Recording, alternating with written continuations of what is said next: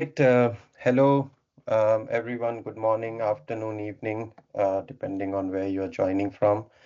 Um, and welcome to this third webinar in the Water and Energy for Foods Lessons Learned webinar series. As you know, this series explores lessons learned from the program's 5 years of operation, covering key themes and related insights explored by the innovators and the staff. For today's webinar, we will be discussing a very key topic from our implementation, which was end user financing and how it became a key driver for innovation adoption, especially for the base of the pyramid end users. Uh, in, so before I go in, I just want to introduce myself. I'm Jatin Yadav. I'm the Senior Technical Advisor at the Secretariat Unit for the Water Energy for Food program. In today's session, I'll be accompanied by the Regional Innovation Hub staff who worked uh, in the last 5 years on this program, specifically on this topic. So from the MENA region, we have Irene Bogdadi. From Southeast Asia region, we have Kund Binavan. Um, and we have representation from Southern Central Africa, will be represented by Lice. So yeah, we will, in terms of housekeeping, we'll pause for question and answers between the presentations. And after the presentation, we'll have a short panel of few questions. And so you can always have your questions ready and post it in the chat as and when you feel the need to. Yeah, before again we dive into the panels, I wanted to share a little bit about V4F program because considering some of you may be new. As you know, next slide, please. V4F is a $96 million program that was implemented in 5 regions: Southeast Asia, MENA, Southern Central Africa, East Africa, and West Africa region by two secretariat units, GIZ managing the East and West Africa, and USAID managing the other three regions. And in that process, we supported innovators, small, medium enterprises that had solution technologies, business model providing either water food, energy food, or water energy food nexus innovation. In total, we had 172 innovators operating in 44 countries. And through the different support categories that the program had, um, the program helped these innovators reached at least 6 million end users, out of which 2.6 million end users were from the base of pyramid communities, while helping them produce 15.8 million tons of food, saving 4.5 billion kilowatt hours of energy, and reducing water consumption by almost 20 billion liters. Uh, and this result was possible partly because we provided innovators with direct grants to investment facilitation support, technical assistance, capacity building, as well as enabling environment and knowledge management support, where we help them engage in peer-to-peer discussions through various convenings and event. Next slide, please. So as you can see there, these are the overall program results, which were exceeded, and right at the top, you'll see how it impacted the end users.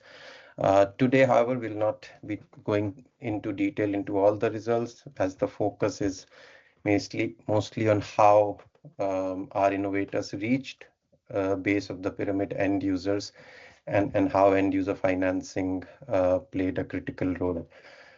You'll hear from the hubs that most of the times the climate change affects people living in vulnerable situations and communities, and it has a potential to affect their incomes, food security due to decreases in agriculture productivity.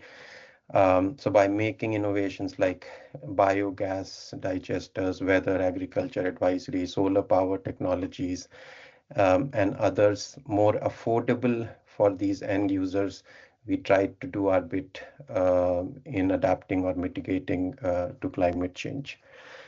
So yeah, to help us explore this topic further, I would now invite uh, Kunto from the Southeast Asia Hub to provide a brief presentation and then take us forward, sharing his learning from the perspective. Okay. Thank you, Jatin. Kathy, can you change this is for Africa? Yeah. Yeah, thank you. Good morning, good afternoon, good evening, everyone. Yeah, as we know, end user financing has crucial role in the adoption of the innovation. The good innovation doesn't change life of the people if the end user cannot afford it.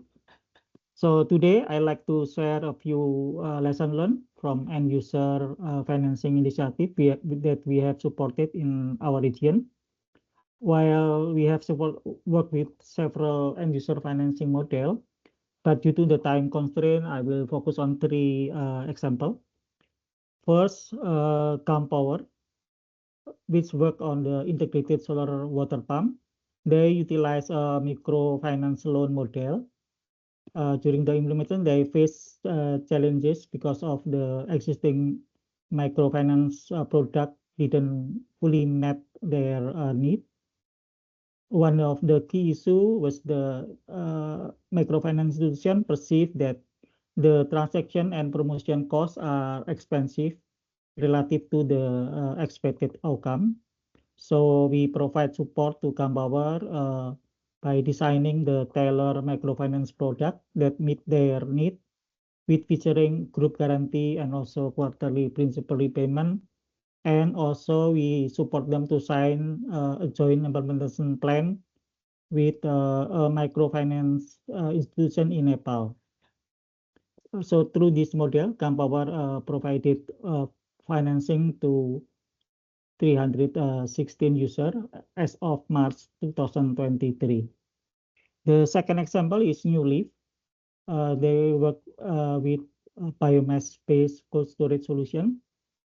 They provide a first loss default guarantee model.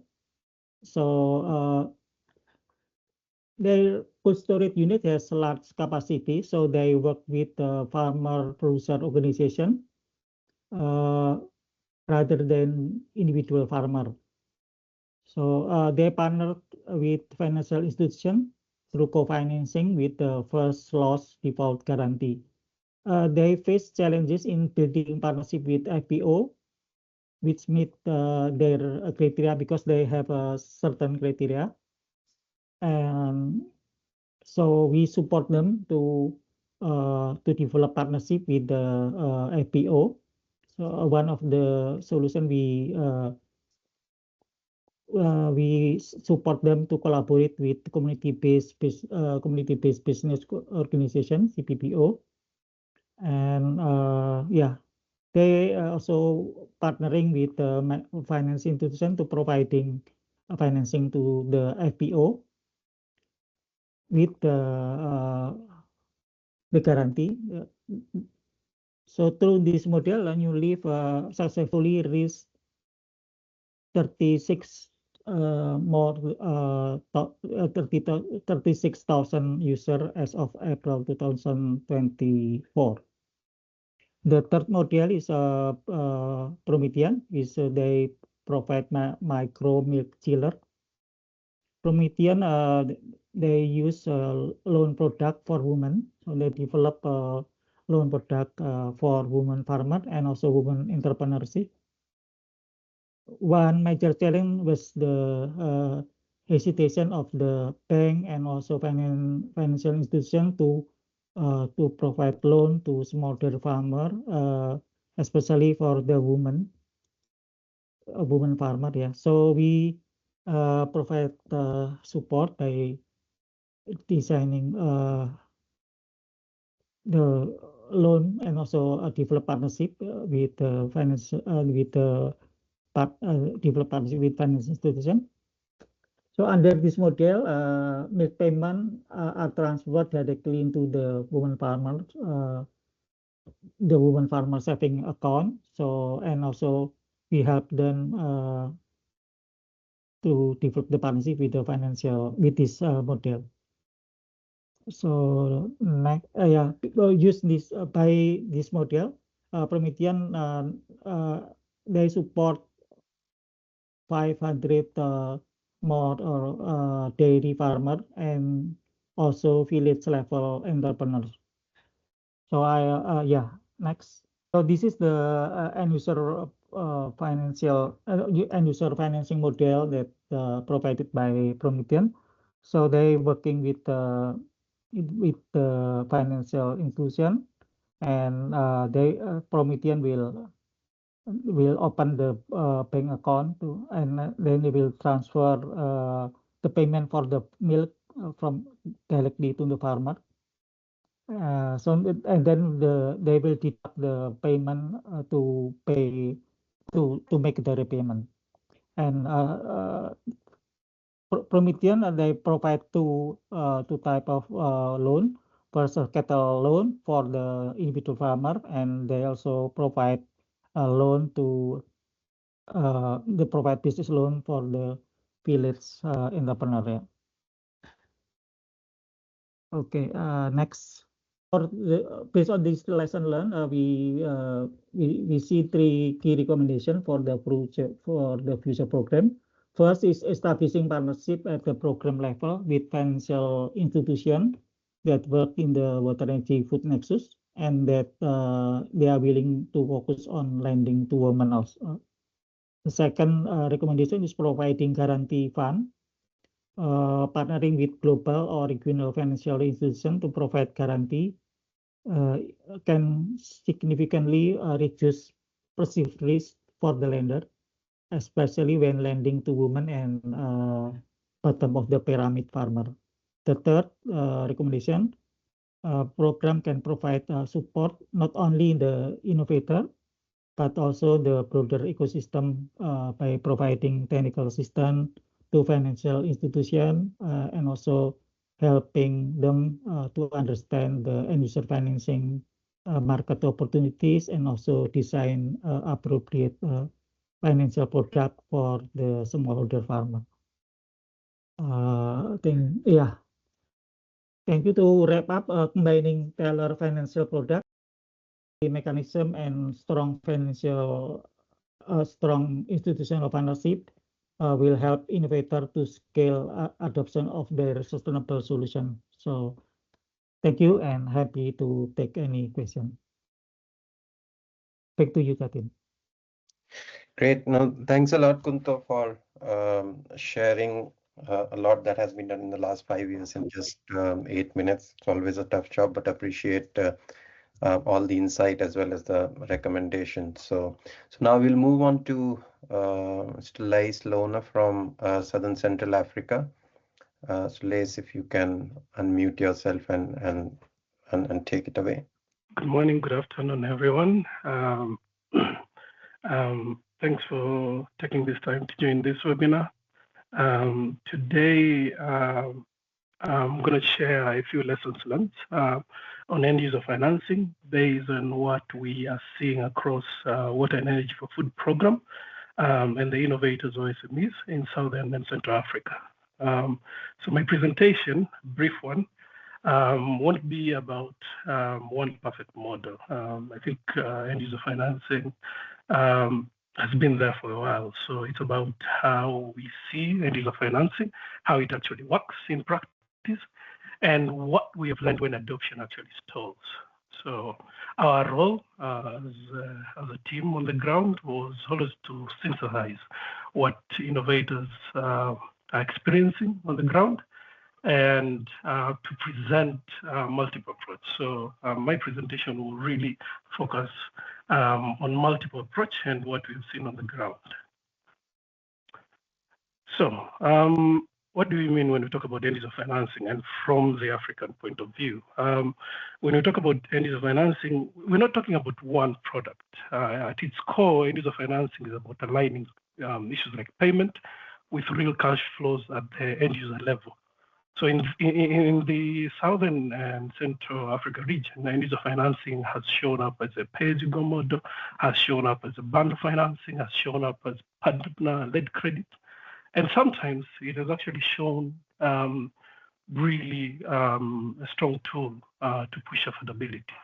So the key point is that end user financing has been used as a tool that reshapes how businesses operate and not just how customers pay. So how does end user financing typically enter into the business and what we've seen on the ground? End user financing, especially in Africa, rarely starts as part of the original business plan. If you speak to most SMEs and innovators,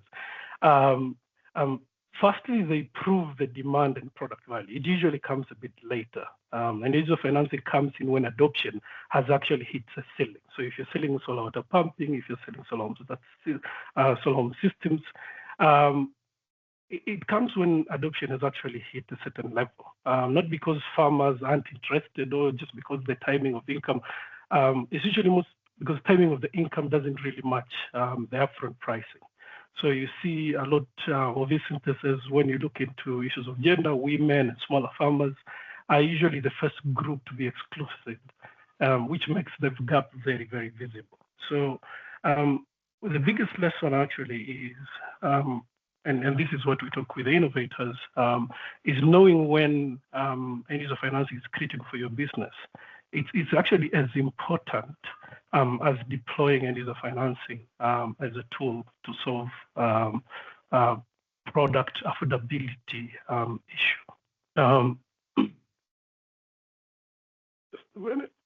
So common pattern, the common pattern we've seen across innovators that are trying actually to deploy end user financing in-house is they also realize that it tends to be a little bit too heavy.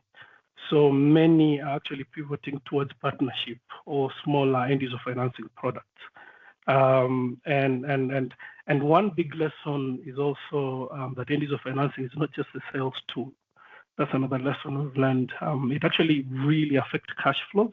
It does affect risk. And it also does affect staffing. So the strongest innovators actually, the one that have actually raised a bit of financing, they learn when end user financing is not actually the right tool. So those are also very, very important and key lessons. Next, we're going to talk about the two type of business model from some of our innovators and the lessons we've seen. So one is actually pay-as-you-go business model. So looking at innovators that are actually deploying solar water pumping, solar water solution, and now even biogas. So we have some amazing innovators from Southern and Central Africa, for example, Landforce, Zone4, Solar Village, PowerLive. These are a good example where pay-as-you-go actually fits naturally. So you see pay-as-you-go model it is converting from a large upfront cost into something that farmers could manage. So this actually creates a good opportunity because adoption actually gets improved. So does operational demands. So what is really important, the lessons we've learned here is after-sales services and clear rules around repayments and default tends to actually push this kind of a business model forward. So pay-as-you-go really works best when the value of the product is immediately known and actually very visible. Another lesson, an example, is working with innovators that are actually doing a little bit of microfinancing, so the bundle financing. And one is Tivane Money Solutions from Zambia, where they really have shown why bundling products actually matters. So for example, a pump alone doesn't guarantee productivity or repayment. But if you finance pumps together with inputs, the focus actually shifts from assets to outcome. So the trade-off is more coordination and more into partnership. And the repayment logic is still there, but it becomes a little bit stronger. A partnership that actually make end user financing work. What we've learned, I think Across all cases, and working with all the innovators in Southern and Central Africa, end user financing rarely works in isolation. Partnerships are very important. So for the innovators that have actually had some success, they have had to really define clear roles between themselves and their other partners, including financing partners.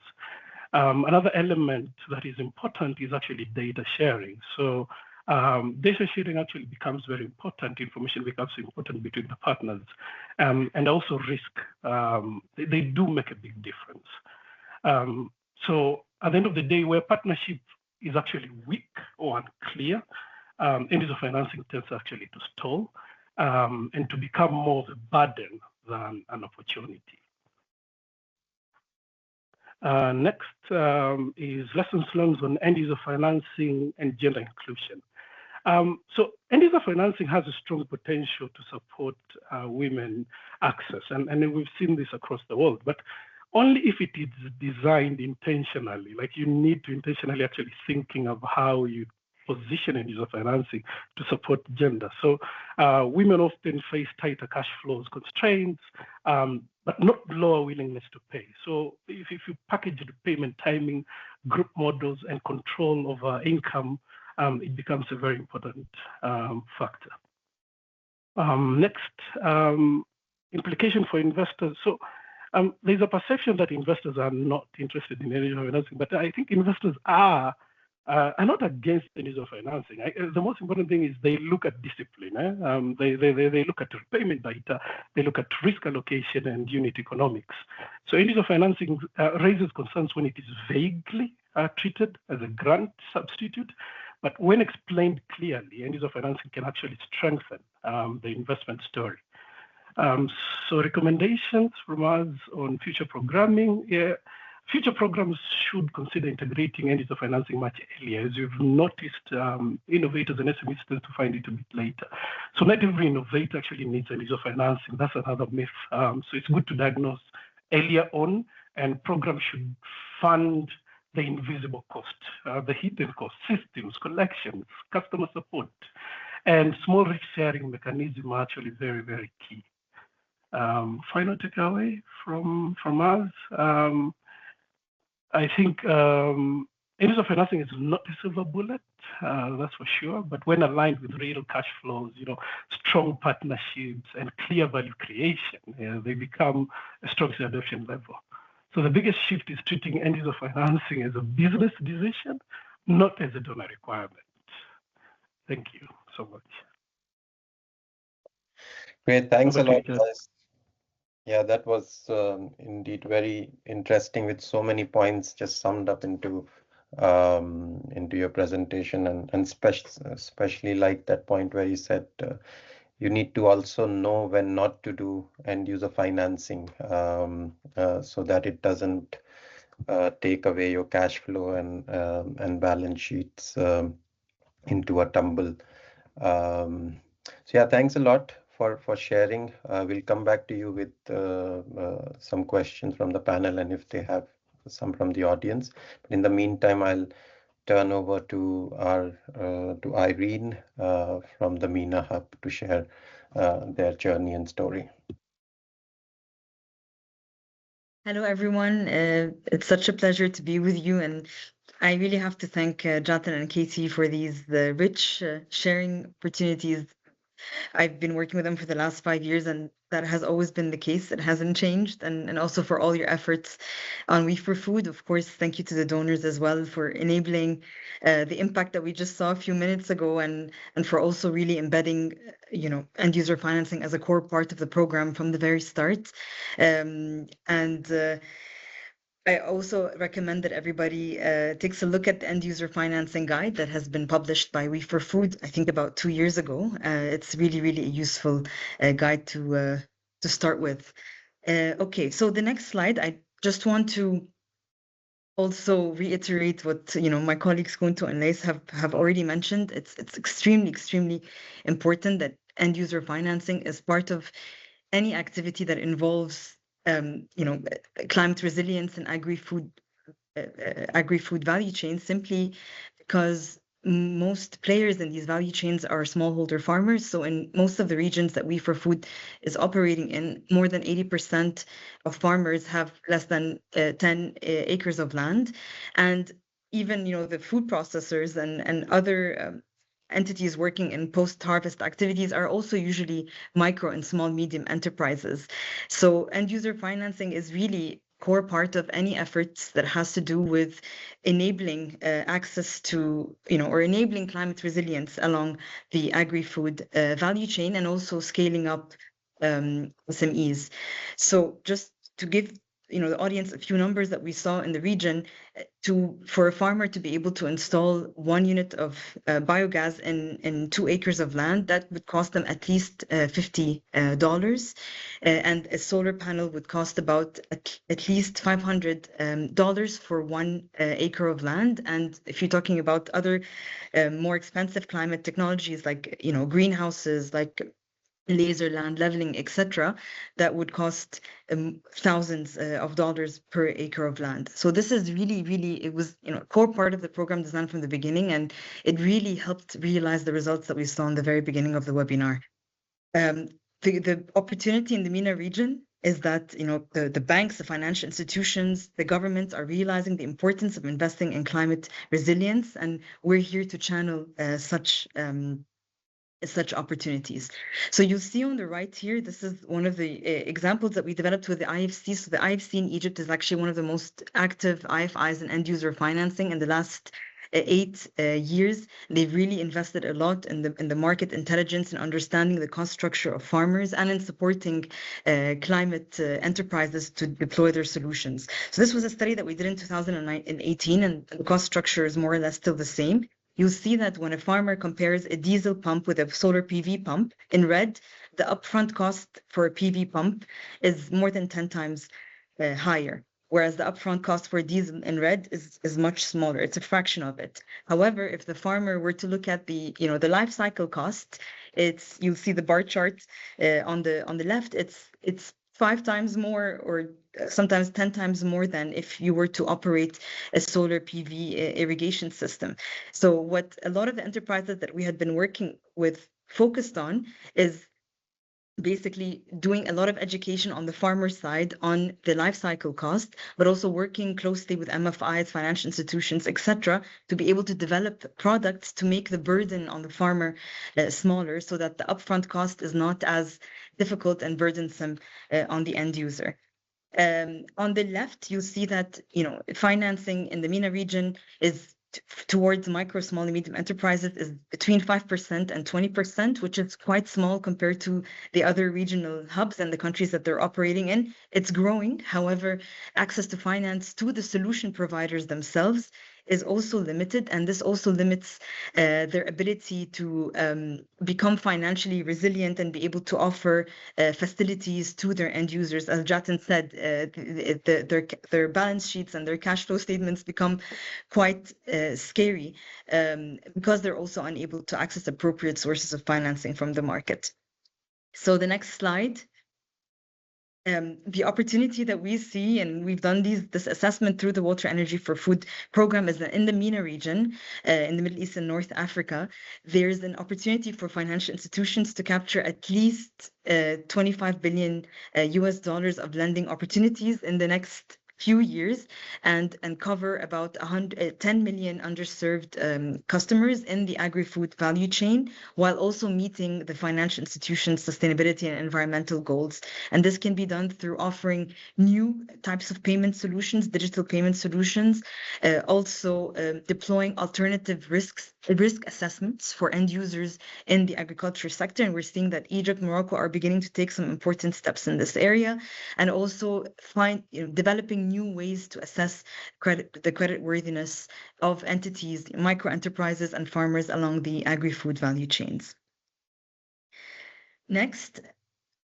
So how did we manage end user financing in the MENA region through Water Energy for Food? We really deployed 3 distinct models. One was to support the innovators themselves through technical assistance to develop business models around end user financing. So for example, Alvatech is a global company, and it was seeking to expand in the MENA region. Quinta Group is a company based in Lebanon. They were seeking to expand their solutions across Africa. Green Essence is also based in Lebanon, and it was during the economic crisis.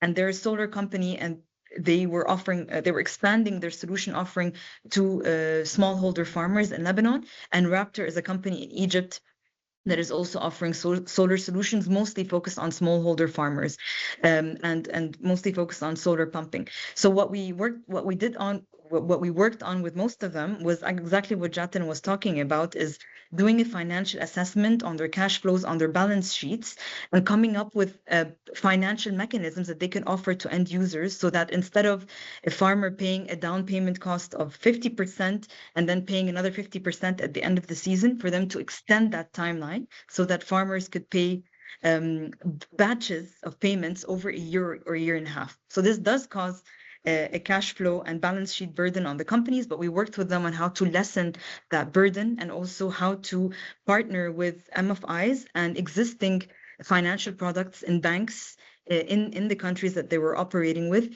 to reduce that cash flow burden on themselves, but also to channel some of the funding in the market to the end users that they were working with. And what these companies did as well was they developed, and we worked with them on developing their own internal risk assessment mechanism, so that they can funnel to the banks and to the MFIs farmers that are more likely, that are more credit worthy and that are more likely to pay back the loan. So the companies played that role partially, working with banks and MFIs as well. And another point is that the fact that Water Energy for Food was working with these innovators really gave them a lot of credibility, and it gave the financial institutions the comfort, because most of the time financial institutions are not aware of who are the vetted and quality solution providers that they could work with. So the fact that Water Energy for Food helped work on their bankability and on their operations, and just having the vetting of Water Energy for Food really helped build these partnerships between the solution providers and the financial institutions.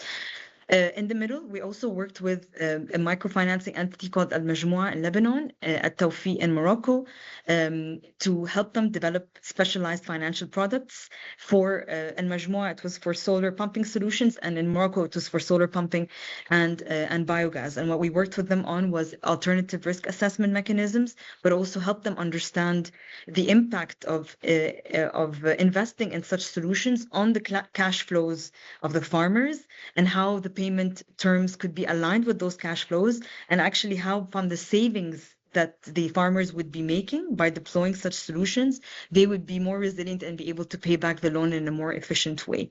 We also, through the work that the IFC had been doing with the National Bank of Egypt in the last 8 years, the National Bank of Egypt actually had a specialized financial product for solar pumping in Egypt. And so we were able to channel some of that facilities into the companies that were working in Egypt, and also helped them market that these products exist in Egypt. There's also a fintech that we were able to work with and convince them to make their first loan basically in solar pumping solutions in Egypt. And this is again because we were able to introduce them with vetted service providers, and we provided them with market data on the opportunity, but also on information on how such solutions could really help farmers become more resilient and pay back their loan obligations in a better way. So with Highland, with the fintech, our main role was to provide them with market information on the market demand, on the potential payments, and then also introduction with one of the solar companies in Egypt.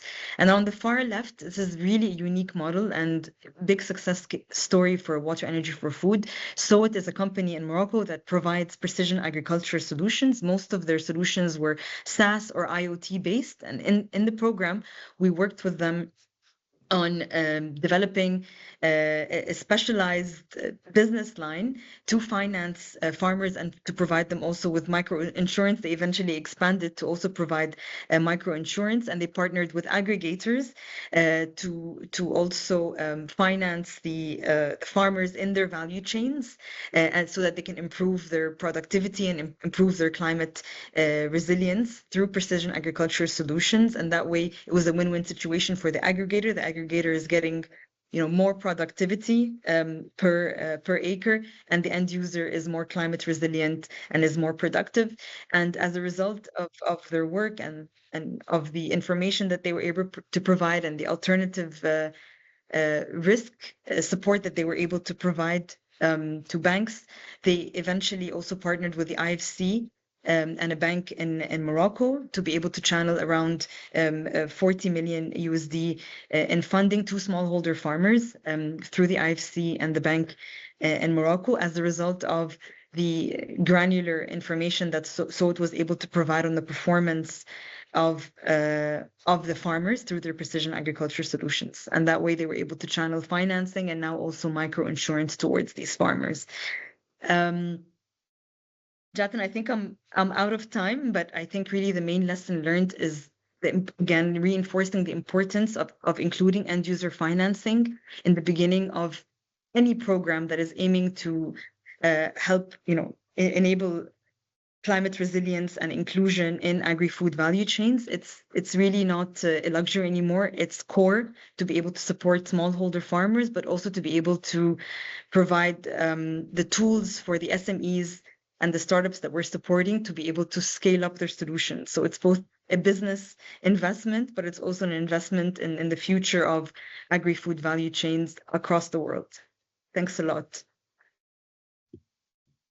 Yeah, no, thank you, Irene, for the detailed examples that you gave. And we see like in different regions, the 3 regions that we presented, there are different challenges and different kind of approaches that are working. But a key thing is when partnerships or financing institutions come to partner innovators, having more closer relationship with your farmers as an innovator, I think goes a long way. Just we saw in the case of Soviet, in the case of Promethean in Asia, and even Tivani in Africa. And that builds trust from the financing institution to actually go and invest in the end user financing.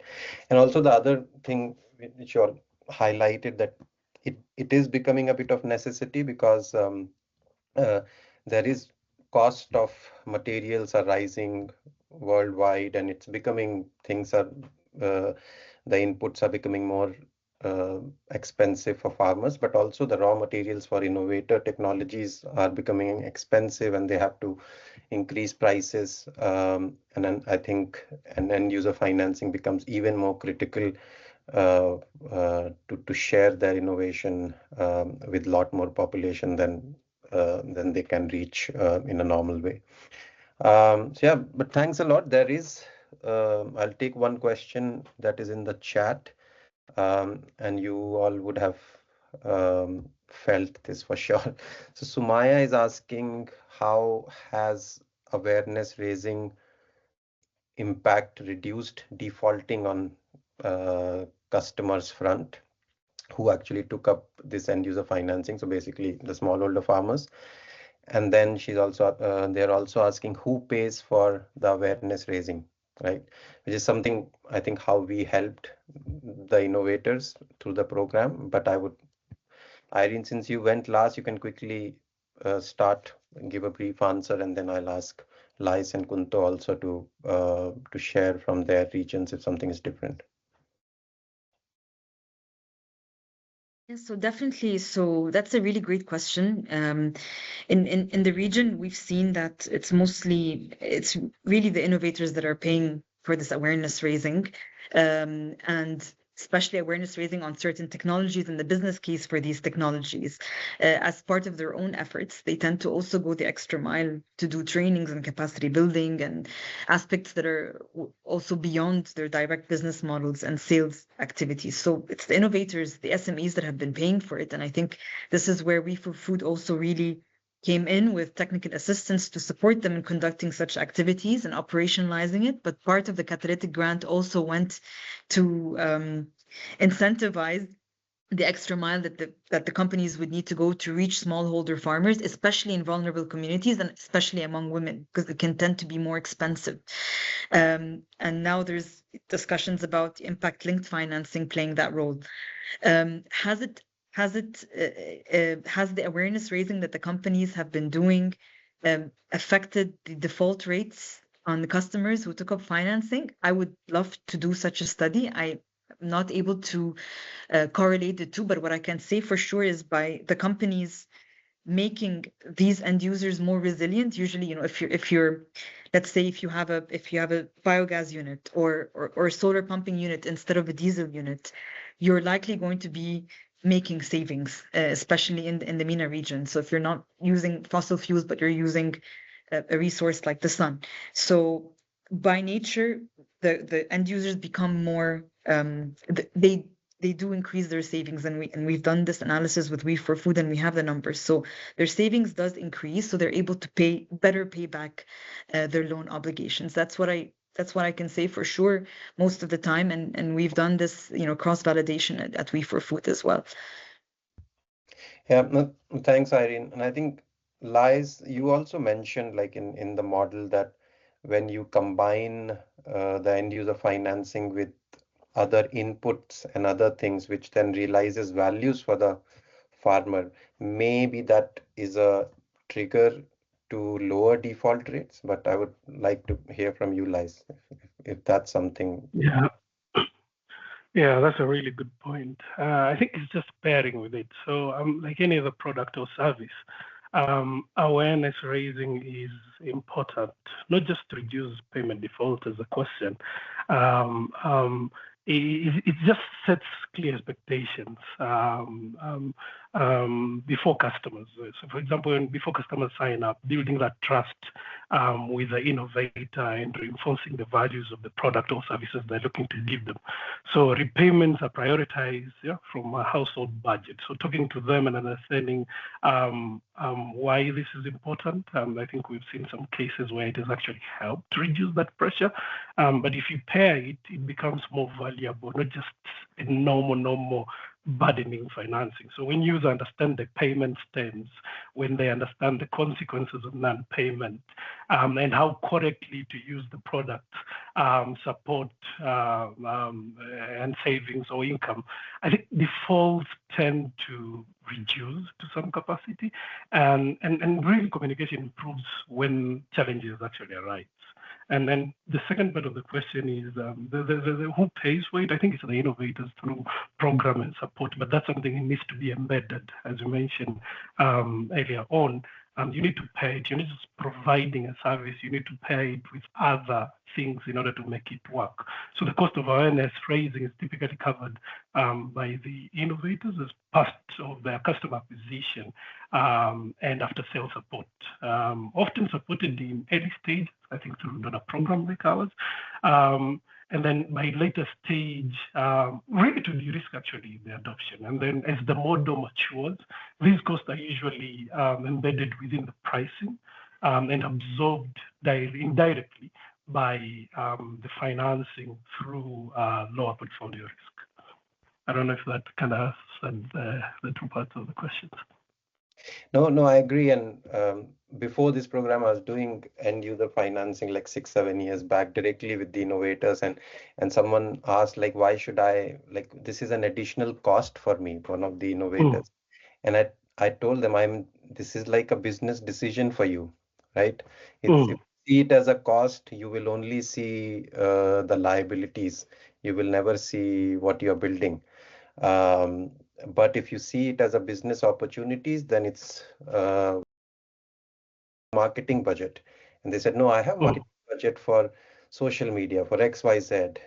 So sometimes they didn't think that this is part of our bigger marketing strategies.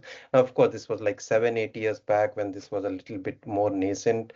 Today, everyone understands, and as you can see from the examples as well. But I think, Kunto, you have from Asia, you've seen the Promethean model where you work with the Promethean works with village level entrepreneurs who are generally women. And there is a thing that when it's with women, the default rates have been seen to be a bit low. There are a lot of research and data to back that up. But I just want to see if that's the case in Asia. Any example on this question? Yeah, thank you, Jatin. Yeah, the experience with Promethean, the default rate is lower than the male, yeah, the male farmer, and they also to lower the risk, they also directly transfer the milk payment directly to the woman bank account. So Promethean, they help the woman farmer to open the saving account under the woman name. So and then they will transfer directly the payment to the woman, and so they will also deduct the milk payment before the transfer to the account. So this will also lowering the default risk because Promethean can deduct the payment. Yeah. Yeah, no, I And think why they transfer? Because based on their experience, women can manage better uh, their money, and also this also when they receive the payment, they can control the payment for the productive activity like for the cattle. Yeah. yeah, no, I think that's also a great model which we've seen across regions. A lot of innovators do where they aggregate the produce that is produced by the farmers, and they try to sell that aggregated produce on all the farmers' behalf to in the forward value chain. And Yeah. because it's the innovators taking responsibility of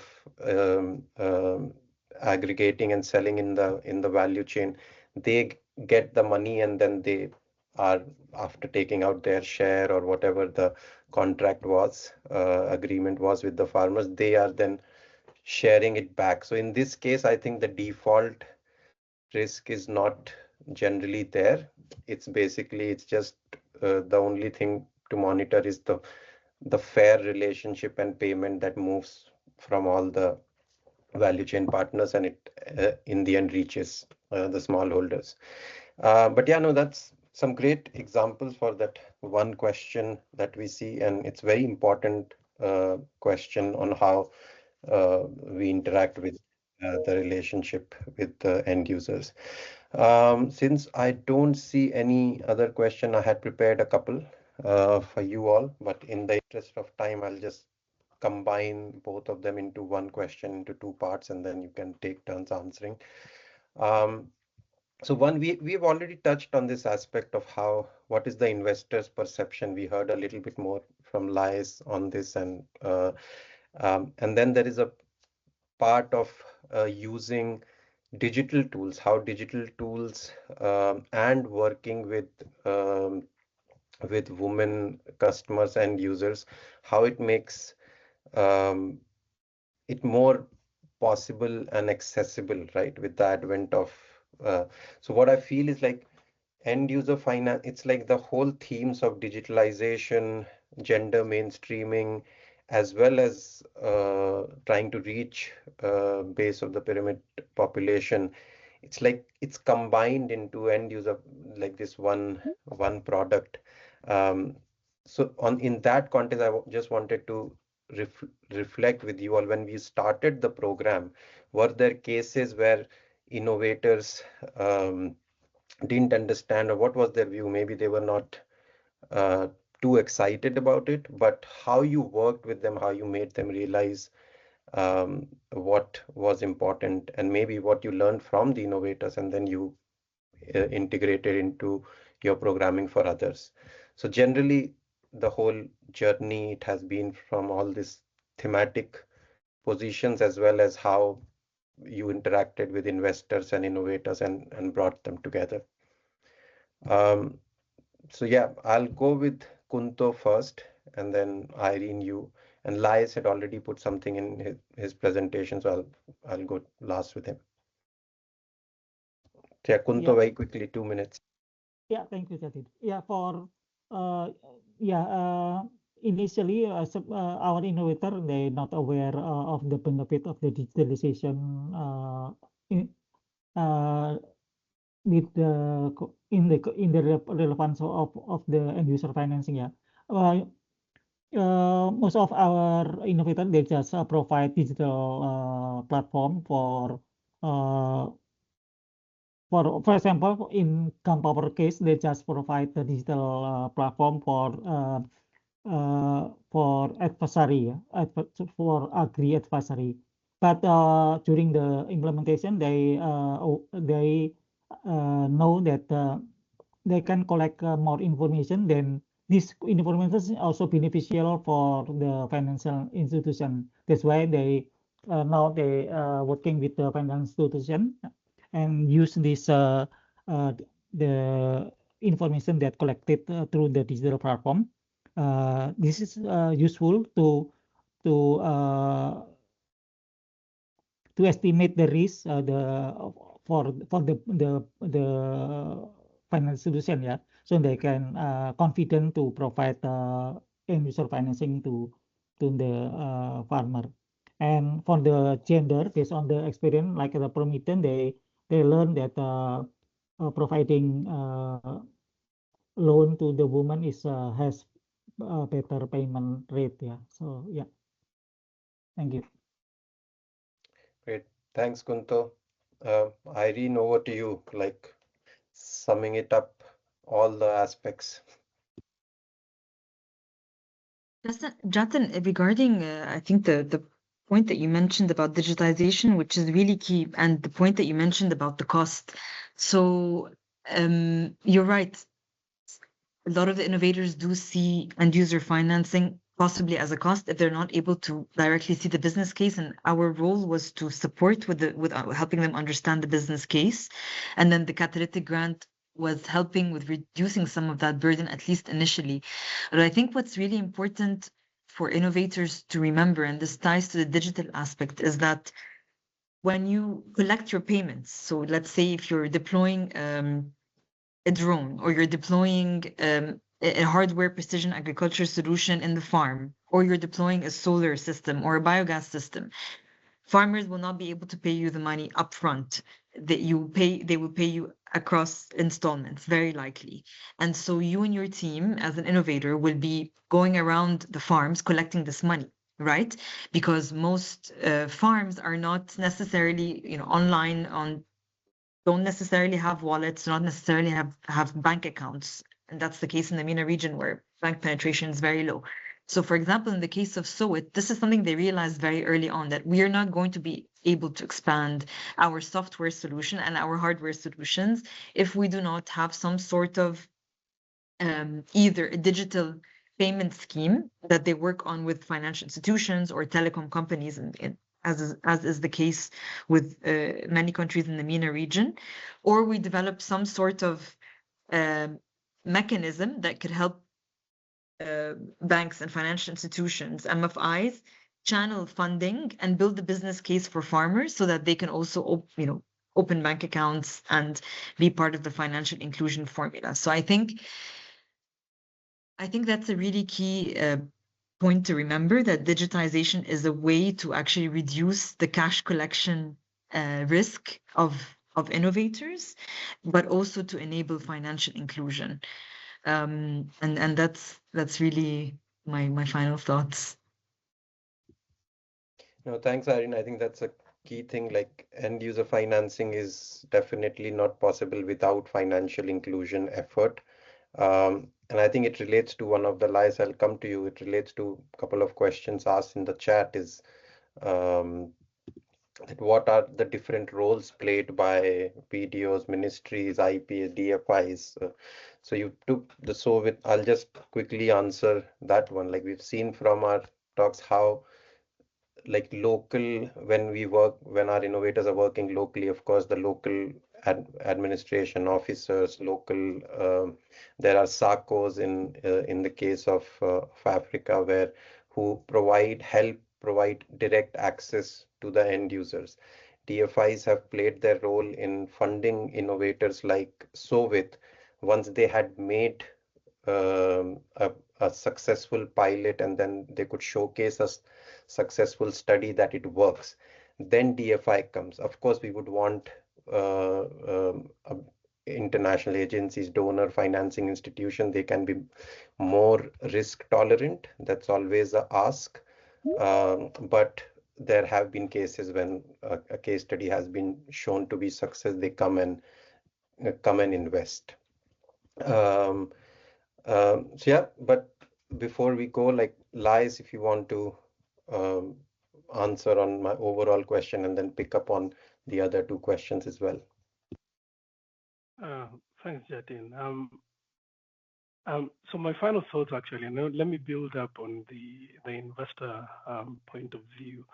I think what we've seen, and from engaging a number of investors in the last few years with the program, end user financing earlier on was not really familiar or well understood issue, especially in the southern and Central Africa region. It has been there, but not really deployed to a certain scale, and also because of different number of innovations and number of country profiles and risk profile. So the work really was to really engage, or the investors, to really engage the innovators, and then try to prove how these innovations and what they do. So working on things of business discipline, data, clear risk allocation, that became a key thing. And then we see lately there's a shift that not just investors, even the government or including other partners, are not asking if end user financing belongs in the business model. It's no longer the issue. The issue right now, they're asking how well can it be designed?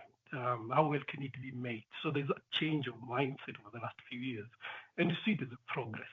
And to your earlier point, end user financing, it really doesn't sit on its own. So really good points on digital tools. I think digital tools and mobile money penetration we see even in Africa, they're increasingly making end user financing workable by lowering, the transaction costs, by improving repayments tracking, and also by building trust with the customers. And then when that is paired with gender mainstreaming, align payments with cash flows, and you widen access for women, which are most of the time excluded, it really changes and alleviates.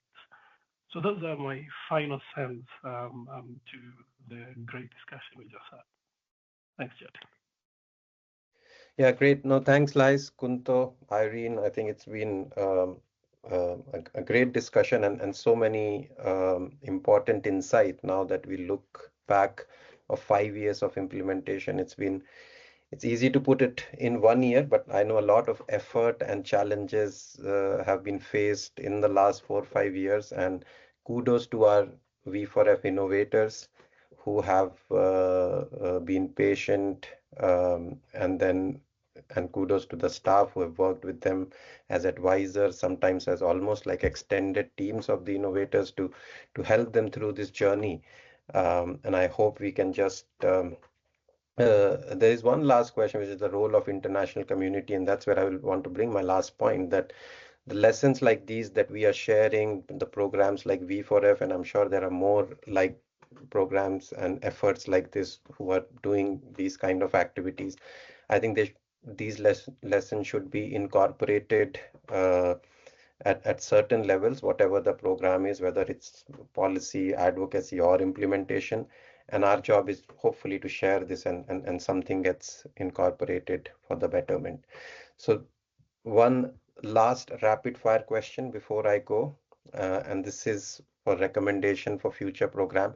What is one thing that you would want the donors or other such institutions who are making a program like V4F maybe in future to think from the perspective of end user finance? You can also share what not to do. So yeah, over to you. Lies, we'll start with you, then Kunto, and then Irene. Thanks, Jatin. I think quickly, if I can pick one, is diagnose before designing. Not every innovator needs end user financing. Early diagnostics in a program should really test whether the barrier is actually price, maybe timing, maybe risk, or something else. So in any program design, it's good to diagnose before designing. And that will alleviate a little bit pressure which we faced in this current program. Thanks. That is a great statement, diagnose before design. Kunto? Yeah, thank you, Jatin. Yeah, I think this program can develop partnership since beginning with the global or regional finance institution to provide end user financing support, yeah, and also the other support, maybe we can also provide capacity building for the local financial institution, so they aware of the benefit of the providing end user financing, and also help them to design their financial product which meet the smallholder farmer need. So yeah, Yeah. it will be help the innovator to access the end user financing. Yeah. Excellent point. I Yeah. think not Yeah. just supporting innovators, but supporting the partners and financing Partner. Yeah, institutions correct. as TA to help them understand this part. And Irene, if you can close out this discussion for us. I was going to say exactly what Kuntu said, the two sides of the coin, the importance of tailored technical assistance for the financiers and investors, but also for the SMEs and startups themselves. And I think it's really, really two sides of a coin, the technical assistance, but also the financial support, the service providers, the providers of the web solutions, but then also the end users. It's really difficult to detach them both. And even if the funding is not there, but the technical assistance can unlock further funding. Perfect. I think what I can sum up from all three of you is like it's no one size fits all, works with all the innovators. So again, diagnose what everyone needs and then create a journey for them, what kind of support is needed. And then the support that may be needed may come from partners or may be internally need to be internalized by the innovators, and then a proper customized technical support, whether at the partner side or at the internal innovator side, is needed to then work and go innovator by innovator, like so that we are not giving. I think that the era or time of standardized service and standardized TA is almost over, because the challenges of the region and the local countries and even communities are so different from each other that it doesn't go deep, the impact, if we just keep standardizing at the higher levels. So yeah, no, thanks a lot. I know we can keep on going on this topic for probably 2 days. It's interesting, as well as it has a lot of sweat from us to get it here. And I appreciate all the insights that you have shared, Lais, Kunto, and Irene. Thanks a lot for your time, as well as all the efforts over the years that has brought success to V4F program. And I also thank the audience and and those who have put out those insightful questions. And I hope we were able to answer them to the best of our abilities. So yeah, this is the end of this session. And the next week we will be joined by on the fourth session on peer-to-peer learning and overall how knowledge management shaped V4F, not just as a program, but also innovators in their journey. So please join in same time next Wednesday. And looking forward to having you all there as well. Thanks a lot. Have a great day, evening, night, depending on where you are, and take care. Thank you. Bye-bye. Thank you.